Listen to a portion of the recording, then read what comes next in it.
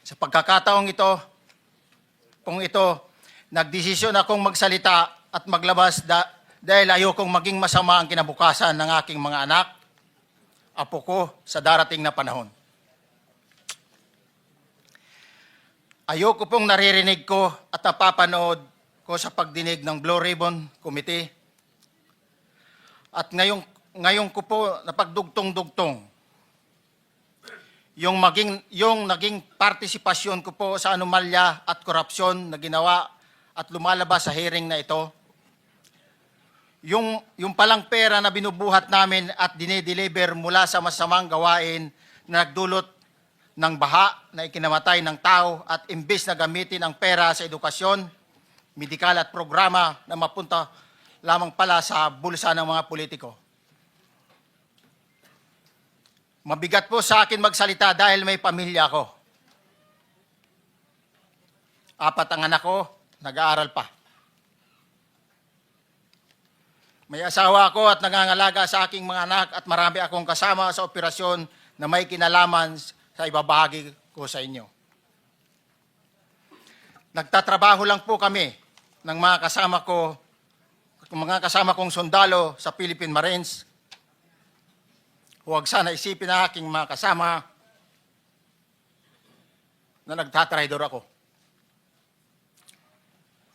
Ako sa aming trabaho at pinagsamahan dahil pare-parehas kaming may pamilya at gusto lang naman naming ayusin ang kinabukasan ng bawat isa. Wala akong iniisip na kapahamakan para sa kanila bagkus ang gusto ko lang maiayos ang kinabukasan ng bayan at lahat kami. Noong December 5, 2004, na-hire ako bilang security consultant sa Ako Bicol Party List or AKB kay Congressman Saldico. At nasimula ng duty ko kay Congressman Saldico. Bawat umaga, nagre-report ako sa BGC sa Horizon, sa Bonifacio Global City, kung saan nakatira si Kong Saldico. Tuwing may duty at detailed ako sa basura, it means itong basura, ito yung box ng pera na pinag-uusapan natin sa kasalukuyan. Mr. Gutesa, mag-stick ka lang sa binabasa mo. Huwag ka nang nag-a-adlib. Kung ano yung nandito, basahin mo lang. Yes, Your Honor. Tuwing may duty detail ako sa basura, pumupunta kami sa 28 Ladybug Corner, Dragonfly, Valle Verde 6, Pasig City. Tagabuhat lang ako ng malita ng basura. Ang ibig sabihin ng basura ay malita na may lamang pera. Ang bawat malita ay may lamang humigit kumulang 48 million pesos.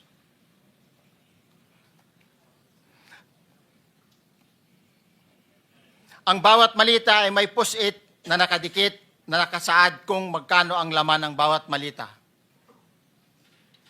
Tuwing may duty detail sa basura, may pumupunta na tao na magdi-deliver ng basura at nire-receive ni John Paul Estrada at Mark Tiksay.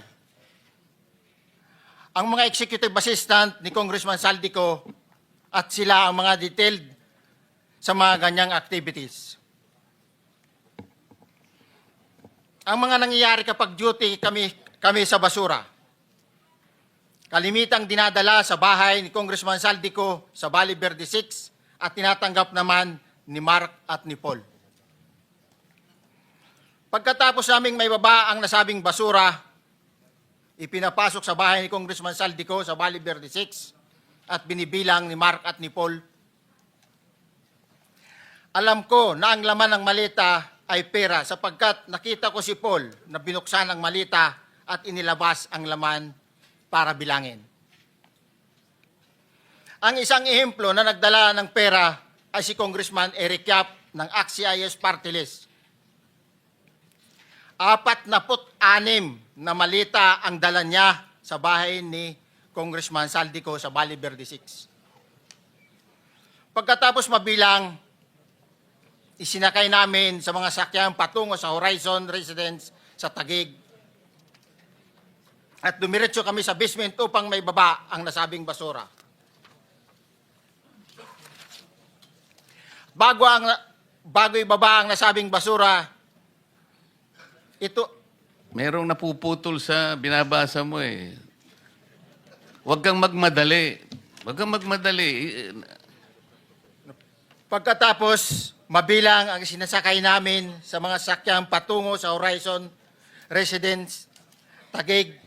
Pagdating sa Horizon Residence, dumidiretso kami sa basement upang maibaba ang nasabing basura at dalhin sa unit ni Congressman Saldico sa 56th floor sa nasabing lugar kung saan siya nakatira. Bago ibaba ang nasabing basura, ito ay bawas na. Halimbawa, nag-akyat kami ng 46 na malita. Ibababa lamang namin ay 35 malita para i-deliver sa bahay ni House Speaker Martin Romualdez sa 42 McKinley Street, Taguig. Ang labing isang malita ay naiwan sa taas ng 56th floor sa Horizon Residence.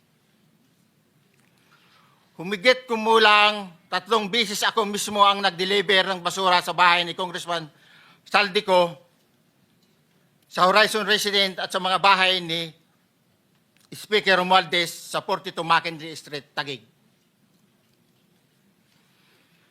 Mas maraming pagkakataon na nagde-deliver kami ng basura sa bahay ni Speaker Romualdez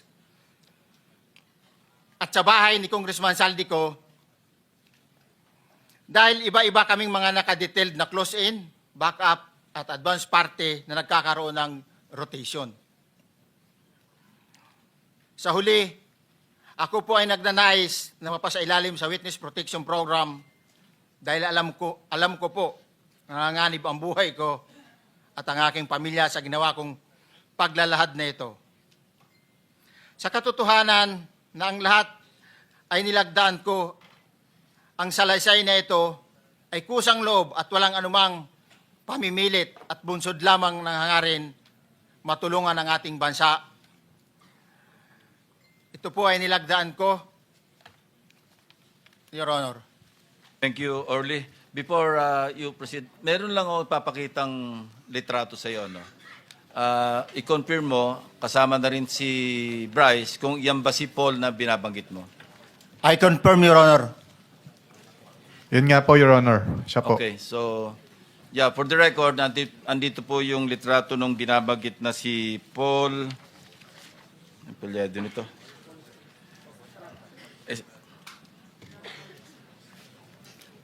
John Paul Estrada, di ba? Yes, Your Honor. Oh, sige. Thank you very much. You may continue, Senator Marcoleta. Thank you, Mr. Chair. Mr. Gutesa, dito sa iyong paglalahad ay gumawa ka ng isang paghalimbawa. Inihalimbawa mo si Congressman Eric Yap, ngunit isang tagpo lang yun eh. Ikaw ay na-hire ni Representative Saldico, sabi mo rito, ay December 5, 2024 pa. Yes, Your Honor. Sa pagkakaalam mo, mga ilang beses kayong gumagawa ng bagay na ito. Ibig sabihin, yung pagdi-deliver ng pera, sa natatandaan mo, gaano kadalas ang pagdi-deliver? Kasi ang ginawa mo kanina ay isang example lang. Pwede mo bang ipaliwanag? Your Honor, minsan kasi pag-duty kami, ang actual ko na delivers talaga sa bahay ni Congressman Romualdez is 3. Tapos pag may duty kami, nagkakaroon ng detailed. Minsan namumonitor ko doon sa group chat namin, may basura tayo deliver. Minsan namumonitor ko siya is 3 times a week ang delivery doon sa Forbes, sa bahay ni Kung Romualdez. Yung pera minsan nanggagaling lang doon sa Horizon sa taas, ibinababa. Tapos may detail lang na tao, namumonitor ko naman sa GC namin. Kaya nalalaman ko yung movement ng tropa, kung ano yung sinasabing basura ng delivery, Your Honor. So yung delivery o yung movement ng tropa nagaganap average 3 times a week. 3 times a week, Your Honor. Nagsimula noong December 2024. Yes, Your Honor. Hanggang ngayon ba ay naglilingkod ka pa kay Representative Saldico? Sa kasalukuyan po ay nag-resign po ako noong August 5, itong taon po na ito. So, maliwanag ba ang ibig mong sabihin para sa kapulungan ito ay nag-a-average ng 3 beses sa loob ng 1 linggo ang pagdi-deliver ng pera kay Representative Saldico at tuloy-tuloy naman doon sa bahay ni former Speaker Martin Romualdez sa ganong rate, ganong beses, 3 beses sa loob ng 1 linggo. Yes, Your Honor. Magmula December 2024 hanggang ikaw ay mag-resign noong August 2025, this year. Yes, Your Honor.